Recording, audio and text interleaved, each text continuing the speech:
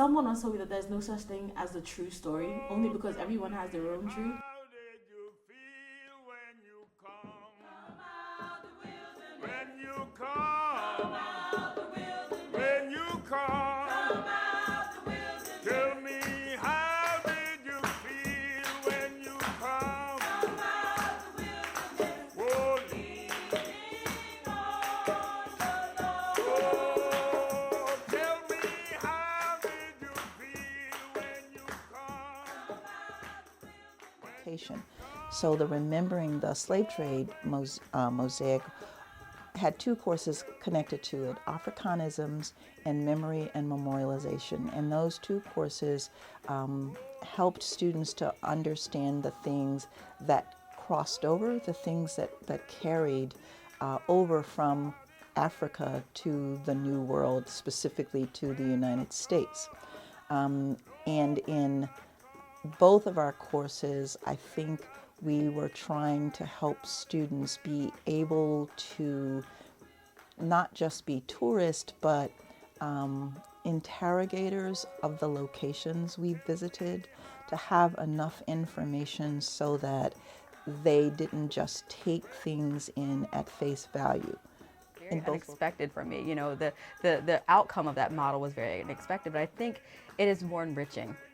So it wasn't, you know, leading students to look at it in a particular way. They looked at that experience in a particular way and then start to intellectualize more about it through the classroom instruction.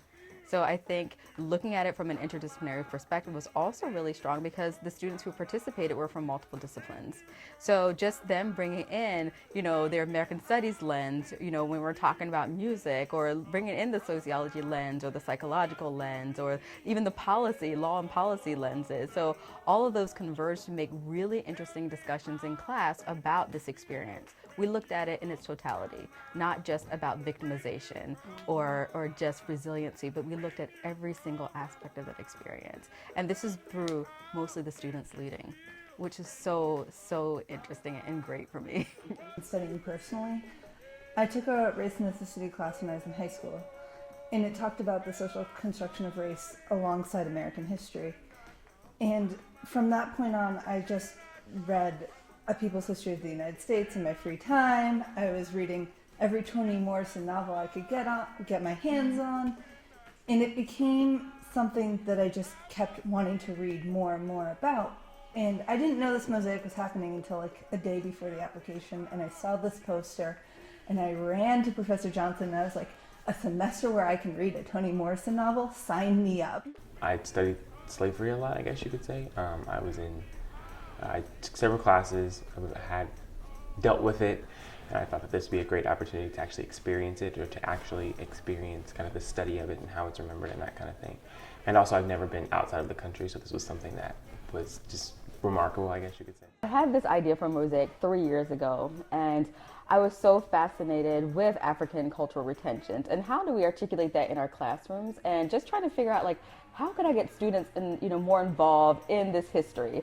Because, you know, a lot of people don't want to talk about slavery anymore. You know, in their minds, it's over with. Why do we keep harping on slavery? Because essentially, the slaves built the United States, and a lot of people don't understand that. But it also set the stage for other acts of discrimination in America too. So it's not only on people of African descent, but Asian Americans, Native Americans. So we're looking at all these different groups who are also affected racially and other forms of oppression. But how do you then experience history? And a history that is so raw, so emotional, so hard to deal with still. And so I figured, let's go first to Ghana, because that's where, you know, they have preserved two slave castles, Elmina Castle and Cape Coast Castle. And I wasn't really sure how the students would really respond to being in those spaces. So we started off by going to Kumasi, which is the heartland of the Ashanti culture. And the Ashanti people were one of the ethnic groups who sold their own compatriots into the slave trade. And so we said, let's go first to learn about Ashanti culture. And here students were going to the markets, they were learning about kente cloth making, they were learning about the food, and it was really pleasant. And so I said, this is really, if thinking about this psychologically, this is what the lives of Africans were every day, enjoying life, providing for their families, markets, going to markets. And then I said, okay, let's start them there. Now let's move in that same, route along the slave trade. So we left Kumasi and we went to Asan Manso. For me, I think it was when we were in Ghana. We went to Asumansu, and that was the last bath the slaves took before going into the dungeons. And our tour guides kind of made that interactive. They asked us to take off our shoes if we wanted, and we really essentially walked the same path slaves did. And then they excavated the land and found shackles from when the slaves were there, and we were able to touch those as well. And it was an overwhelming experience, but I'm glad we got to do that. Being in Elmina Castle versus Cape Coast Castle, because it still smells like blood, and it feels like a really dark place, and it was just like I finally really got a full understanding of how slavery was, like beyond everything that I've read before, that I learned before. I really felt like I was there, like in the experience, and that was really important to me because it really helped me come to terms with my own blackness and my own identity as an American. When I visited, 4 years ago now, it was really hard for me to internalize, the victimization that happened in those spaces. When you're, given the tour and you go through these dark dungeons and you're feeling like, how did people really survive this? It's empty now, but you have to also use your imagination with it. Imagining hundreds and hundreds of people in this dark space. And then you read about, even today, where anthropologists and archaeologists have tested the floors of these dungeons, and it's still composed of human skin and bones and human bodily fluids.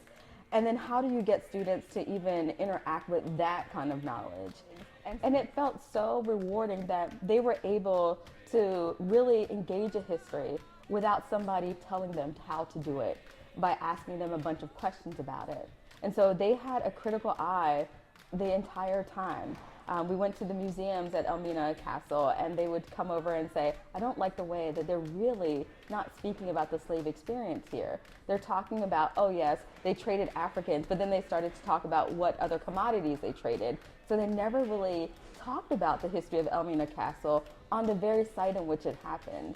And so they were very critical of that. They were very critical of the tourist. And they never saw themselves anymore as a tourist. Just looking at the members within and the participants within the mosaic, we are all over the place with what our majors are. If we've already decided, we have political science, we have African studies, we have law and policy, we have psychology, we have American studies. Just having everyone kind of having and coming from a different background and bringing that to the table when we have certain discussions provides a really meaningful course, particularly looking at the psychological ideas of slavery and relating that to American studies and how that affects issues of race and culture today in America and things like that. And it's really all intertwined in it. We always walk away kind of having really great and meaningful and powerful discussions, and it's really great to hear kind of everyone's viewpoint, and we've become really close because of that. Learn to really question authenticity. How do you authentically represent the stories and history of the people in the past? We clearly learned that where we are in the present has a great deal to do with how we interpret the past. So our current day knowledge and our current day position in the world impacts how we talk about the past. So heritage tourism, it's one of the most lucrative forms of tourism in the world. The National Trust pushes heritage tourism as this economic engine. People stay longer and they spend more money at heritage sites. And we talked about in Charleston, that soft, beautiful, veil of Southern gentility in Charleston. We talked about how seductive that was, and at the same time, if you moved the veil back, the story behind it could be so difficult. Pretty much our entire Africanisms in African American class. It's just what you thought that came from Africa, what you don't think came from Africa, unconscious connections to Africa, conscious connections to Africa. So just the idea that that culture was not lost, that culture was not suppressed, that culture was not only specific to Africa. Because when you really look at some of the staples in African American culture, they are African in nature. For me, I came in South Carolina when actually everything that we've been studying kind of came together and we could actually see it physically. We talk a lot about memory and how things are remembered and who writes the narrative and who determines how the narrative is written and that kind of thing. One thing that is often kind of misunderstood in as far as African American food goes is that African Americans got the leftovers and we've still been eating those leftovers. But if you really trace back the history of the food and the actual that's being eaten, a lot of that comes from Africa itself. So I think that that's something that we've also kind of missed over, or we often think that African American history starts when slaves got here, but you really have to think about where it actually started, where it actually came from, and where the foundational kind of principles that set forth everything that's pretty much being done. As language is also something, and I think that's best evident through the Gullah language. So in South Carolina, the Gullah people, they made sure that we knew Gullah is a language, it's an official language, and it's not one of broken English, it's one of purely kind of African descent. And I think that that's just the best example you could see. We learned, I think, now that since slavery, is getting more attention and being told properly, that there's a sense of Black pride or Gullah pride coming from the language that wasn't necessarily there because they hadn't been told it was wrong, it was broken English. And now that history is being revised, I think that's allowing the younger generations to once again speak in Gullah. A lot about how the history is written, and people often describe history as something that's purely objective, and we know that it's not. And I think it's important in studying that so we know, and we can help historians, and we can help intellectuals really kind of get the story right, essentially, or really kind of frame it for people so they can really understand the experience, but also kind of be able to contextualize it in the present. You should understand the past through the present, because otherwise you wouldn't be able to connect to it, you wouldn't be able to understand it, because the past continues to be present, essentially. So the effects of the past are continuing in the present. And if you can't understand that relationship, if you can't understand that connection, then you're not fully understanding what actually happened in the past.